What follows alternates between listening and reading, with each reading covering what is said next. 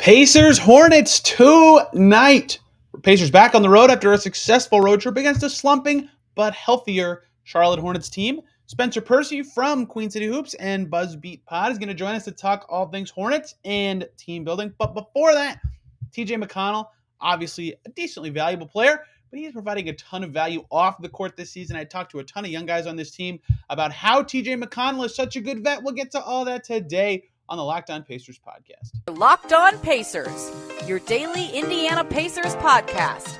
Part of the Locked On Podcast Network, your team every day.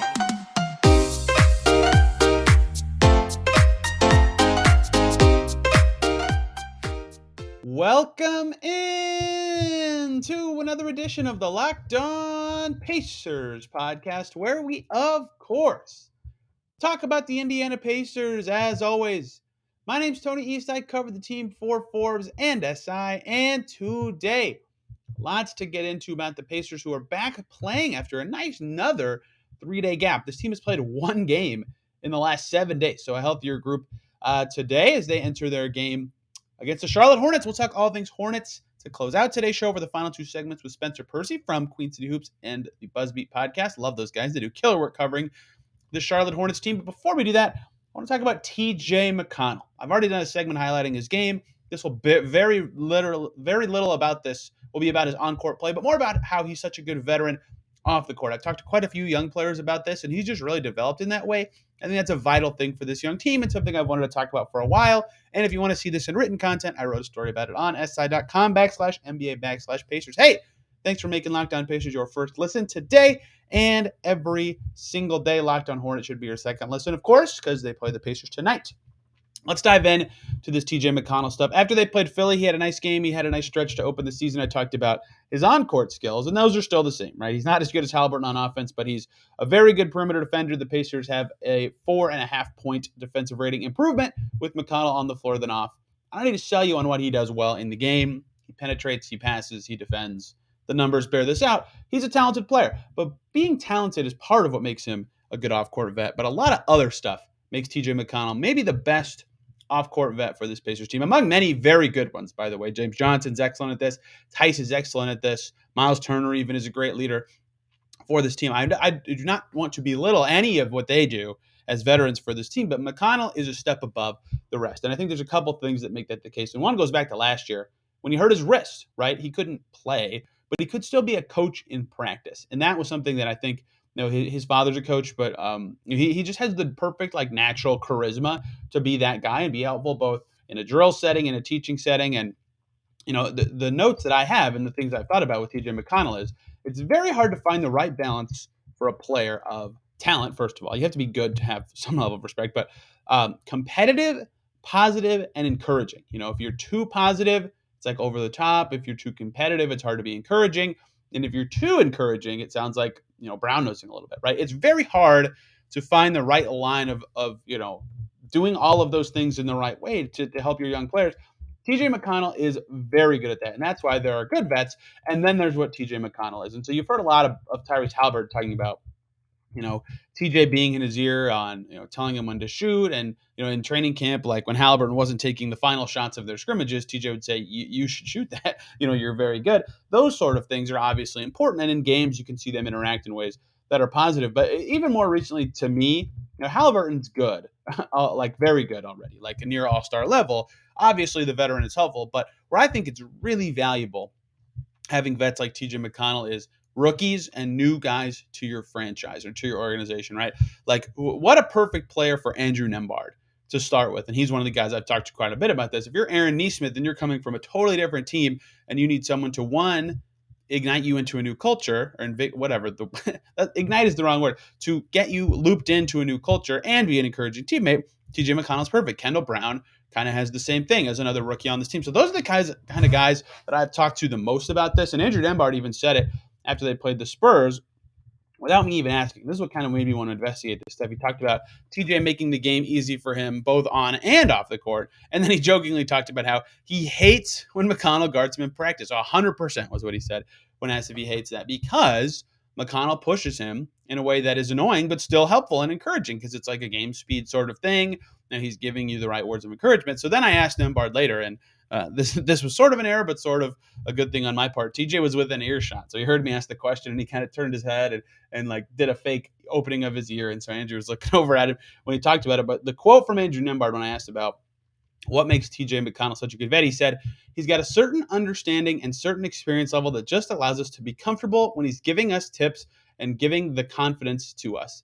He's a very selfless guy, and he looks to put others first. He always is, he's always been trying to help me in any way on and off the court just to feel comfortable. I think that's the biggest thing he's done for us is make us feel comfortable. And that's where I go back to what I talked about earlier of having the perfect combination of positive and competitive and actually being good is like he does all these things in a way that he can teach guys while still, promoting their skills and having them be them, but still helping them get better, both on and off the court and in practice settings. And I think that is what makes him such a valuable vet. And I think Andrew Nembhard did a very good job of explaining that things. You have to feel comfortable. You can't feel like you're getting over the top coached, if that makes any sense. There's a right way to do it. And TJ McConnell, as a guy who's played for a long time in the league and is very good at sharing his voice, is perfect for that. He's goofy at times, but he's serious at the right times. He provides that defensive pressure in practice, but he's also, on your case. Like Aaron Nesmith, one of the things that I thought was interesting is Aaron Nesmith said TJ's in his ear all the time, but he said pretty much anytime I get a sliver of space, I let it fly. TJ's making sure I get those shots up, right? Like Aaron Nesmith is getting encouragement from TJ, like, dude, like shoot.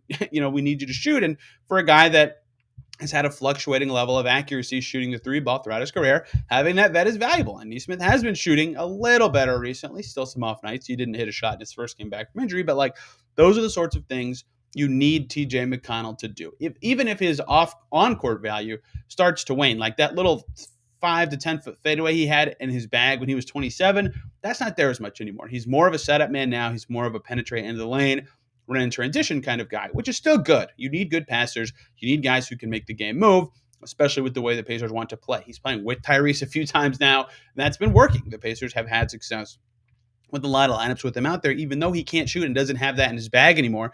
But he's still fast enough, and he still, sees the game well enough that it doesn't matter. He's still an effective piece for this Pacers team, and that helps other guys. Being a good setup man gets other guys in the right positions. He's a great fit with Isaiah Jackson, for example. He's playing with Nesmith and Nembhard quite often, either on the second unit or even in the starting five at times, depending on the substitution pattern. So he is just the perfect teammate for these guys. Kendall Brown, even another guy asked about it. He said, he's both positive and competitive nature every day. And you see it on the court. He's always getting the crowd fired up with the plays that he makes. It's just an overall good teammate to play with, unquote. So everything about TJ McConnell's kind of aura, both as a player and as a person, I think is really valuable for this Pacers team. I think a lot of people kind of know that he's a good vet beyond a good player at this stage of his career. But hearing other guys talk about it really kind of made me think about what makes him so good at that. And I think that the way these guys have talked about him has been, really enlightening for me, and seeing him do it kind of firsthand a lot of the time and hearing it, in games is also enlightening. So I really enjoyed kind of digging into this. You can read the whole story if you want. Even Rick Carlisle, the coach, who, has said that he had good coaching qualities when he had that wrist injury last year. He said TJ is an easy guy to like because the way he approaches the game and how hard he plays. Really, he had a dominant training camp. He was great defensively and offensively. I think some of those are the obvious reasons, right? So he's good, he's talented, he's positive, he's encouraging, and he's competitive. All things that I think are required of a good vet. And I think he's done a fantastic job being a glue piece for this team in a way that can be tricky for some vets and is very valuable on a team with one, a dozen players, 25 or younger, and two, a lot of new guys in the program, both as rookies and as recent acquisitions. So I want to talk about TJ McConnell off the court. Rare that I get into non-numerical segments like this and talk about human stories, but I really wanted to dig into it because I think that's been a big boost for this Pacers team having that. Like not even having him in games last year certainly was not helpful for the team on the floor after they made all the trades. And, he hurt his wrist in December, but off the floor as well, you lose a little bit there. So TJ McConnell, good veteran, helping this Pacers team quite a bit. And they play the Hornets tonight in a fun game. We heard at practice a little bit that, going against a guy like Halliburton in practice settings can be helpful. Going against a guy like LaMelo Ball, who plays a sort of similar style in terms of transition, brilliance, and good passing and things like that. So this should be a fun game. Spencer Percy from the Buzzbeat Pod and Queen City Hoops is going to join us to talk about it after I talked to you guys about two awesome groups of people. The first one being Turo. Turo is the world's largest car sharing marketplace.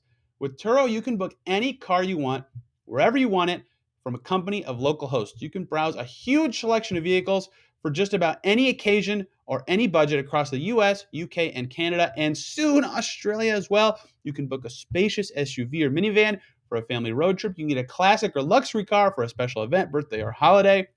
You can find affordable economy cars if you're on a budget. Just need to get from A to B. Test drive that new electric vehicle you've had your eye on to see how it fits your everyday life. All this and more on Turo. Many Turo hosts can even deliver the car right to you. Every trip is backed by liability insurance. Terms and conditions and exclusions apply. Forget boring rental cars. Find your drive at Turo. That's Turo, Turo.com. Let's also talk about Built Bar. My favorite protein bars out there. Chocolatey deliciousness and super healthy. So let's pause for a second. Are you paused? Because you've got to try this. I'm talking about Built Bar's new reimagined flavors. Cookie dough topper, coconut brownie bar, coconut brownie topper, white chocolate peppermint granola. It's Built's take on the granola bar, so it's more filling, but still insanely tasty and good for you. And of course, candy cane brownie, a Built puff. So it's like you're biting into the best cloud ever. First off, anyone who hasn't tried Built before, you're literally missing out on the best tasting protein bars ever. They're revolutionizing nutrition. 100% real chocolate, 17 grams of protein, and a shockingly low sugar and calories in them, only 130. Just sink your teeth into them. It'll change your life forever. Seriously, they're so good. I order them all the time. I have 8 right now. I'm running low, actually. I'm not kidding. There will be a time before you try these new Built flavors, but do not make that much longer. The magical, wonderful time afterwards is much better. Built, you got to try this. Get 15% off your order right now by using the code LOCKEDON15 at Built.com. That's LOCKEDON15 at Built.com. Go check them out today. Built.com. All right, we are now joined Spencer Perper from the BuzzBeat Radio Pod crew. Those guys are the absolute best, formerly of Queen City Hoops, hence the QTH in his Twitter handle. Spencer, every time I watch the Hornets, it seems like they're in a game they have no business being in, and then they lose. Is that accurate to describe Charlotte this season? Very accurate. Yeah, they were, they've been semi-competitive. I guess it's the Steve Clifford effect, as Hornets fans know from a past time. But yeah, coming up short in a lot of close games. They've already lost the 2 overtime games they played in this season. So, but as we were joking, about before we jumped on here, I wouldn't be too upset if they lost as many games as humanly possible this year, so we can put ourselves in position to what looks to be a very rich draft class. Yeah, it seems like a lot of people thought the Hornets would pivot that direction when Ball got hurt in the preseason, and they're relying on the likes of Dennis Smith and even Theo Maladon on Monday night to run the ship a little bit for them. Even with Ball back, they are light at the point guard spot, and that's always tricky, even for a team like the Hornets, who didn't necessarily have the best offseason. But in general, they're 4-11 now. Is that record really relevant to you for this team with how much Ball's been out, with the new coach, with a new look team, but not necessarily a good way? Do you feel like 4-11 is reflective of the Hornets and what they're trying to do, or just the start they've had given the hand they're dealt? Yeah, I mean, I think it's more reflective of just the injuries.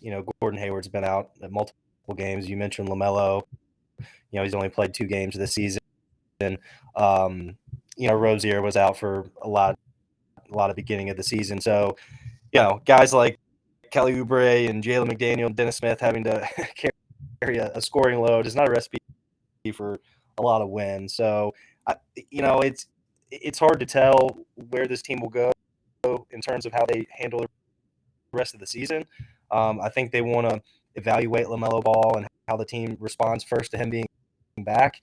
But I don't think they came out of the gates trying to lose games, so to speak. Now, again, that could change in 2 weeks to a month from now if LaMelo being back, with Rozier and most of the starters doesn't start to turn the tide. But if you're a Hornets fan, kind of staying where I do, 4-11 is the kind of start that you were looking for, I think. Yeah, I don't think you sign Hayward and have Ball under contract as an all-star and try to be 4-11, but obviously that's the hand they've been dealt, and they obviously had some off-court issues befall them this offseason that have really hurt the way they've been able to start. Obviously, you know that better than me, but it seems like an interesting group of players. Like, I heard the Jazz described like this, where the Jazz traded away Donovan Mitchell and Rudy Gobert, and they just ended up with the team they have, right? Their plan was not to have the roster that they have. It seems like the Hornets had a different plan for how maybe this offseason would look, and a lot changed it, and it's kind of impacted the way they've looked. Is that fair to say?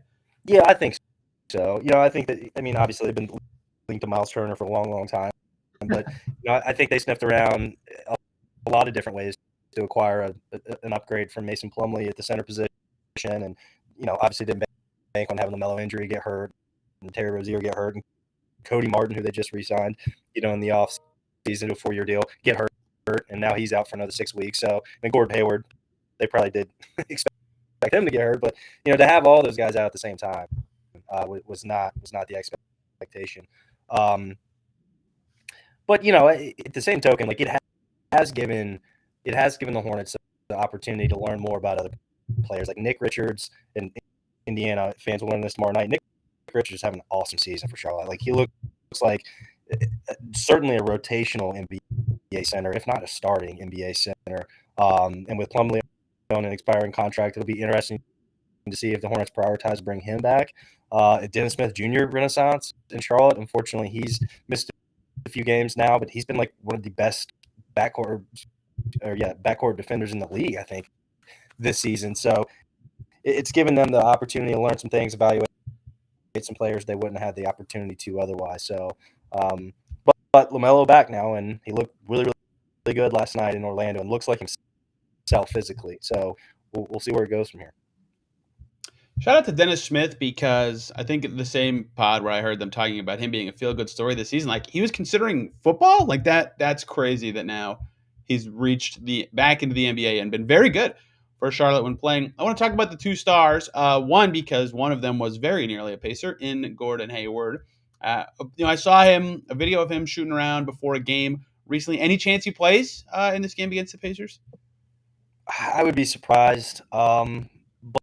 But it's hard to get much information out of Charlotte other than the day of when it comes to these guys that are day to day injury wise. I mean, LaMelo playing this past weekend, debuting. I mean, really that kind of came out of nowhere. I thought we could go another month without seeing him. If Charlotte decided this 8-game skid, let's go ahead and pull the plug, right, and just preserve our star and punt this thing into the offseason. But they bring him back kind of.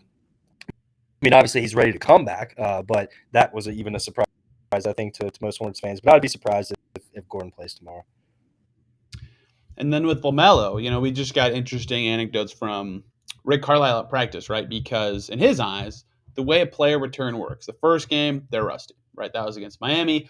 Then for LaMelo, they play Orlando. You look a little better. You get more feel for your teammates. Then in game 3, you kind of hit the ground running. How's he looked? And do you feel like that's a fair assessment of how he's kind of grown since returning for this team? He looked great last night in Orlando. I mean, he got up 15 threes, which I don't think is a recipe for success ever for LaMelo, but he's not afraid to let it go. But in terms of just like burst, speed, playing in the open floor, his vision, seeing stuff that other players just don't. I mean, he looked pretty sharp from that perspective. So I was impressed. I mean, like I said, conditioning-wise, physically, I've been surprised. I thought it would take him a few weeks to kind of get back. So we'll be curious to see if he can carry that momentum, over against Indiana tomorrow. But again, I think this is really the kind of the make or break point of the season for Charlotte. Like the schedule kind of softens up in the next few weeks. So if they could run off, 6 of 8, 5 of 8, something like that, then I do think that their mindset maybe starts to change a little bit about what the season means and what the trajectory is. But it all comes down to LaMelo. Agreed, and he's just phenomenal. Like he was an all-star in year 2 for a reason. Something interesting also that we heard a lot of at Pacers practice today was, guys talking about or guys being asked about, a guy like Tyrese Haliburton, who isn't as good as LaMelo right now, but has a similar skill set in terms of open floor brilliance, good passing, can read the game really well. Does defending a guy like that in practice help you when you go against LaMelo Ball? I'll be curious how those matchups look in this game. I'm not sure what the cross matches will be, if any, but the flip side's true for the Hornets, presumably, where those guys go against LaMelo in practice, so they'll have a better idea of what to expect with Tyrese Haliburton just whipping the ball across the court at some random time to an open teammate. To that end, though, looking at the Hornets and this game specifically, what kind of stuff has Charlotte struggled with this season? What kind of players? And do the Pacers have anything that you feel like could make this, in their favor? And on the flip side, what stuff has Charlotte done well against? And do the Pacers have any exploitable matchups in your eyes? Yeah, I mean, what Charlotte struggles with is bigger wings that could really score the ball. Like I think, I think Ben Mathurin could be set up for a pretty big game tomorrow, and I understand he's coming off the bench. I haven't gotten to see a lot of him this season, but certainly have seen his numbers. I mean, he's doing pretty impressive stuff for a rookie. So, a player like that, that's the physique, the athleticism, being able to shoot over the top, create his own shot, like those are the guys that Charlotte struggles with, just because they don't really have any even really average defensive wings, I would say. The Steve Clifford defensive coverage is an old school, a lot of drop. They're going to force the ball to the sideline. It is pretty hard to get the ball to the middle of the floor in the half court against Charlotte. So, but it's the same kind of style we saw against. We saw when Clifford was here the first time. Halliburton. LaMelo is not the most he's not the most disciplined defender in the world. I would say he's going to take a lot of chances. He's going to get his hands in a lot of passing lanes. He's going to go for steals often. So Halliburton can exploit some of that. I do think that LaMelo is going to be going under ball screens, kind of forcing Halliburton to prove it from deep. But I'm really excited for this matchup because, as you mentioned, these are two players that have a lot of similarities, and I think this is a game that also has a chance to get up tempo. Charlotte, even Steve Clifford being back, they're really pushing the tempo this season because they know they have to. I mean, they stink in the half court offensively, even with LaMelo back. So I do think this is a game that could get up and down. So I'm kind of curious to watch that. Yeah, Tyrese was talking about that today too. I feel like we've covered a lot of stuff covered at practice today, but just how they just played the Raptors, the Pacers did last Saturday, who want to slow you down, and the Pacers had to figure out how to speed up and play their game. So he was asked this time, playing against the fast Hornets team, do you try to slow them down? He said, no, we're going to fight fire with fire. So I, like you, expect this to be a faster paced game. This is just looking at the numbers, but the Hornets currently give up the fifth lowest 3-point percentage for opponents in the league this season. Pacers third highest and take over 40 a game.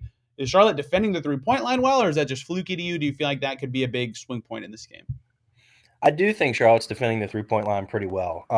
If you look at where teams are scored frequency-wise, where they're shooting from, Charlotte's got like a top 3 location effective field goal percentage, like basically if every team shot league average from where Charlotte is forcing shots. So their defense is forcing the right kind of shots. So Indiana will have to work to get off those clean looks. Like I said, Charlotte, they'll blitz a pick and roll every now and then. If it's a player that's hot from outside, they've been using Plumlee a little bit more in a blitzing fashion to get certain matchups than I would expect with a Clifford scheme.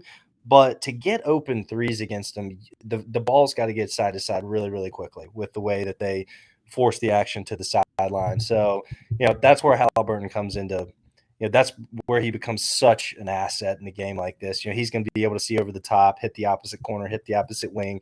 That's where you're going to get open threes, wide open threes against Charlotte. But one pass away, you're not going to get a lot against this team. So, yeah, it should be an interesting matchup from that perspective. Yeah, you talk about their struggles with the bigger wings, but it seems like their perimeter guys are at least quick and athletic enough to kind of recover out to those passes and things like that. Hey guys, one quick little break here so I can talk to you about BetOnline.net, your number one source for sports betting info, stats, news, and analysis. You can get the latest odds and trends for every professional and amateur league out there, from football to basketball to soccer and esports. They've got it all over at BetOnline.net. And if you love sports podcasts, you bet you can find those over at BetOnline as well. You can go check them out. It's the fastest and easiest way to get your betting fix. NFL lines up for the coming week. Colts hosting the no longer undefeated Philadelphia Eagles. Eagles favored by 6.5 in Lucas Oil Stadium. You can get all that and more over at betonline.net. Head over to the website today or use your mobile device to learn more, because BetOnline is where the game starts.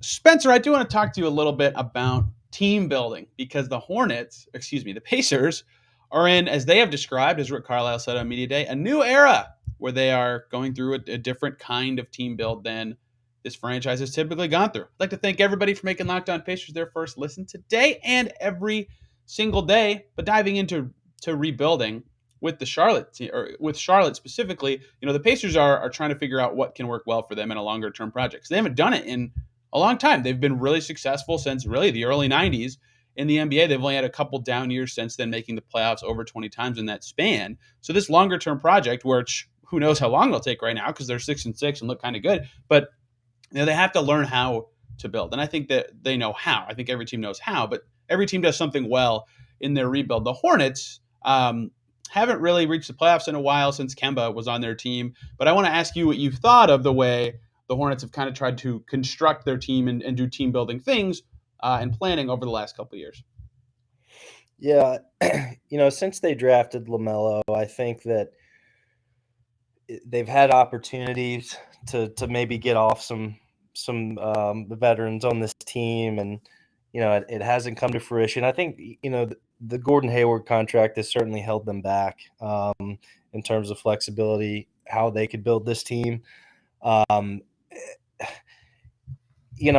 think if Miles Bridges, if that situation doesn't happen and he's back for this team, and he was the most important player, like the whole team building situation looking forward looks so much different because, there might have been a better chance they bring PJ Washington back then. And then, you expect them to extend Miles Bridges and now you've got LaMelo Ball. And so you've got Plumlee coming off the books. Now you plug that center role. So I think they were working to a place where they thought they could be middle of the Eastern Conference playoff hunt within a season or two, and then kind of building from there. I think that seemed to be the plan. A little bit of gray area, I guess, but certainly not the same path as Indiana, who clearly seems to be kind of in let's pull the plug, let's get as young as possible. Let's try to cash out, some of these assets in Miles Turner and maybe Buddy Hield, flip him, get another pick. I mean, it seems to be we're on the 3 to 5 year trajectory, right? So I guess how I would answer the question is I would have liked more transparency about how the path was going to be paid for Charlotte. But at the same token, this Miles Bridges situation has thrown everything into such an unknown for this team. I'd be surprised if he's on the roster ever again. I kind of hope he's not, just because pulling for that seems inhumane. But it really makes things confusing about how this team's going to build moving forward. Like I mentioned to you earlier, I really hope they try to lose as many games as possible this year, and you got a 25% chance of getting a top 4 pick, which means you got a 75% chance of getting a top 3 pick, and this is a loaded draft in the top 3. I think that's so worth it for Charlotte. LaMelo needs help. He needs more players that can really make a difference in this league on his age trajectory, because odds are he's going to resign that max contract extension in Charlotte, because no player has ever turned that away, right? Now, whether or not they trade him after that down the road is another conversation, but they have got to put more high draft picks, young players on this roster to fit around him, and I think it just behooves them to stink this year. Now they will have cap space in the offseason, so that's also a path forward, but that's not a strategic path forward for a small market. Yeah, for me, they're in an interesting spot right now, Bridges thing or not, where they start off with this 9th place, I think, 8th place, whatever, 2019-20 season, the first year after getting Rozier. But I get why they thought they could get a little better than that and signed Hayward and stuff, but they also ended up drafting a 20-year-old all-star. So like when that happens, I kind of feel like you have to change and go to that timeline. You have to, okay, this is our best player and he's 20 years old. Like that's our timeline now. And a lot of teams get sticky with the Celtics tried to do this with their million draft picks from the Nets, as well as the Isaiah Thomas teams, like the 2 timelines things. And they actually did okay with it. But like the Warriors are kind of struggling with it now. And correct me if I'm wrong, but the Hornets kind of tried to do 2 at once. And sometimes that can get sticky where you get stuck in a bad cap spot or your team doesn't quite make sense. You have to decide on a path. And that's, I think, a lesson for the Pacers is, deciding on a path is important. And it seems like they have a plan right now, which is good. It will be interesting to see if they continue to be 500 or better if they decide to change it a little bit. But that can be a perilous plan trying to do the two paths at once. Do you feel like that has kind of been a problem for the Hornets, or is that just more recency bias because they're stuck without a guy like Bridges on their team? No, I mean, totally. It's always been a problem for Charlotte. I mean, Michael Jordan, he wants to win. He wants to chase the 8 seed. I mean, it's a tale as old as time. And a great example of this is, but he also wants to be cheap, and spend as little money in doing that as possible, which is kind of the juxtaposition of it all. But yeah, I mean, look, the Hornets had 2 lottery picks, in last summer's draft, and they traded one of those, which is now Denver's 23 first round pick. I think it was 13. Well, obviously, it's not going to be as good as 13 this coming draft, and that was for the lack of. I mean, there was a few factors to it, but it was a financial move, and so that's the kind of stuff where you just kind of scratch your head following this team. You want to win, but you want to do it. You want to do it on a budget. Basketball, you can't win in this league like the Rays win in baseball, right? On like a bottom 3 or bottom 5 Yes. payroll every year. It's a different sport. You've got to prioritize getting stars on your roster. And for Charlotte, the only logical way that's going to happen is through the draft. And for Indiana too, right? Like these are similar markets. Like you're very, unless you already have a Paul George on the roster, you're not getting another star to come to you.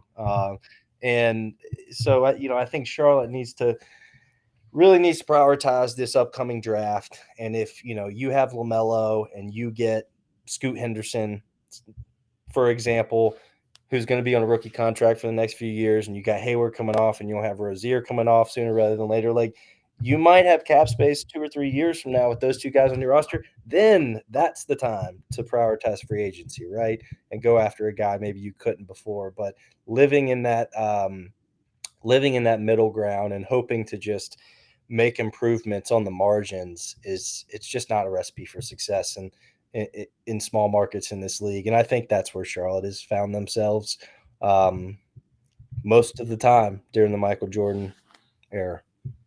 Yeah, and the Pacers, even you mentioned Paul George, like you get the 1 star in the draft, and then they trade that star for 2 other guys who turn out to be kind of stars, and they trade one of those guys for Tyrese Halliburton. Like it just keeps snowballing and snowballing. So nailing those high picks is massively important. It looks like the Pacers did well to get Halliburton and Mather in, but the draft, even dating back to Paul George, is a huge part of that. So last question on team building. Is there anything repeatable you feel like the Hornets have done uniquely or poorly even in terms of team building?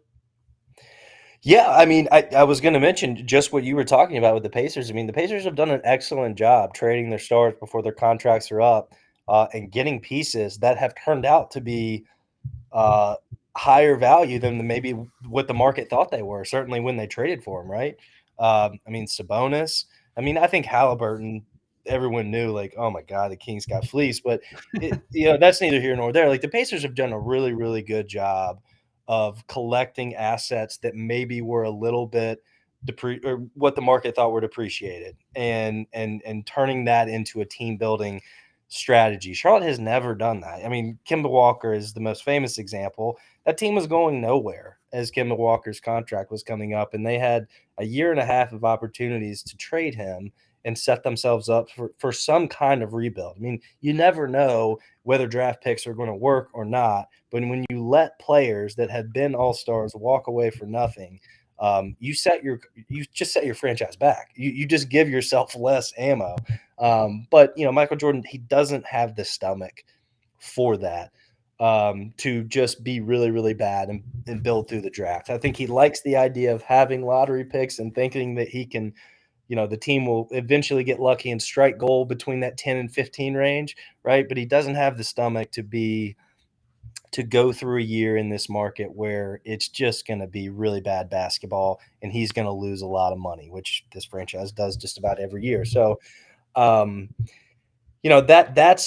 what I think is interesting coming up with Rozier. I think Hayward is probably on a net negative contract, but Plumlee's on an expiring, Oubre's on an expiring. They've got nothing like a Kemba Walker, of course, but they have ways to trade these guys at the deadline and get stuff back that can help them be worse immediately and give them a little bit more ammo in the draft moving forward. Maybe not to necessarily draft, but to package that to move up or move it for a player. Like, just giving themselves more flexibility in the offseason should be prioritized, and it's just not something they've done well traditionally.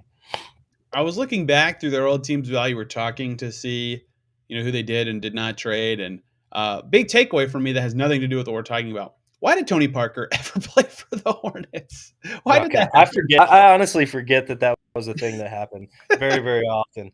He was good for like 12 games, I feel like, and then it was just like, okay, Tony Parker is toast. Like, he cannot play anymore. But yeah, I don't know. Great question. I'd love to.